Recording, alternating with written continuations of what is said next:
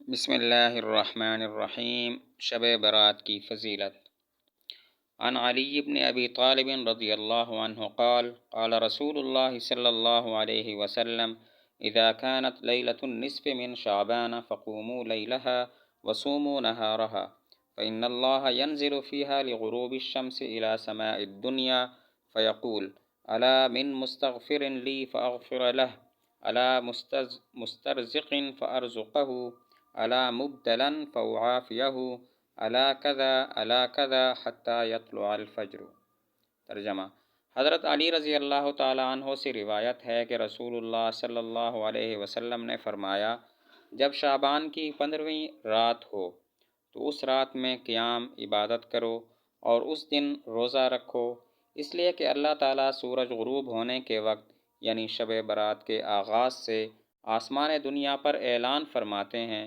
کیا کوئی ہے مغفرت طلب کرنے والا کہ میں اس کی مغفرت کروں؟ کیا کوئی ہے رزق کو تلاش کرنے والا کہ میں اسے رزق عطا کروں؟ کیا کوئی مصیبت کا مارا ہے کہ میں اس کی مصیبت دور کروں؟ کیا کوئی ایسا ہے، کیا کوئی ایسا ہے، حتیٰ کہ صبح صادق کا وقت ہو جاتا ہے۔ شب برات میں کیا کریں؟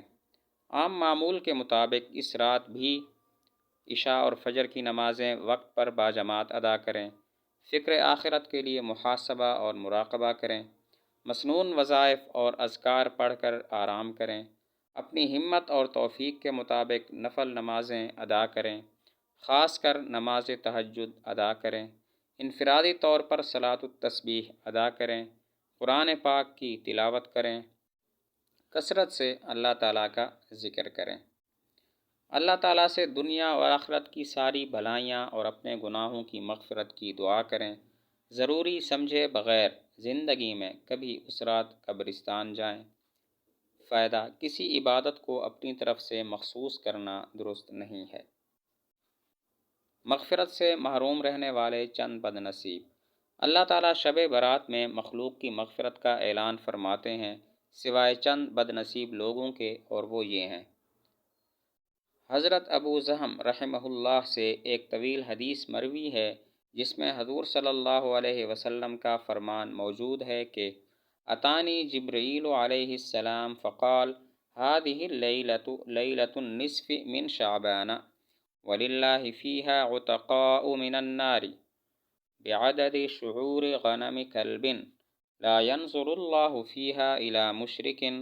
ولا الى مشاحن ولا الى قاطع رحم ولا الى مسبل ولا الى عاق لوالدیہ ولا الى مدمن خمر۔ ترجمہ: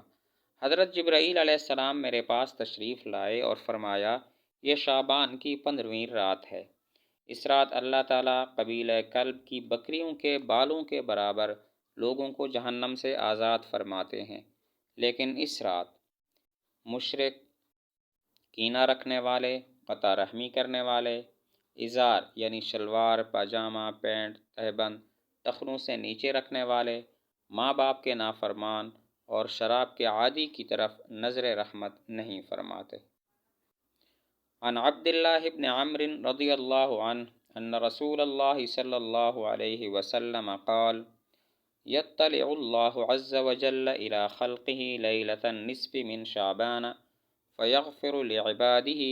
الا لاثنین مشاحن وقاتل نفس۔ حضرت عبداللہ بن عمرو رضی اللہ عنہ سے مروی ہے کہ اللہ کے رسول صلی اللہ علیہ وسلم نے فرمایا، اللہ تعالیٰ شعبان کی 15ویں رات میں اپنی مخلوق کی طرف خصوصی رحمت کی نظر کے ساتھ متوجہ ہوتے ہیں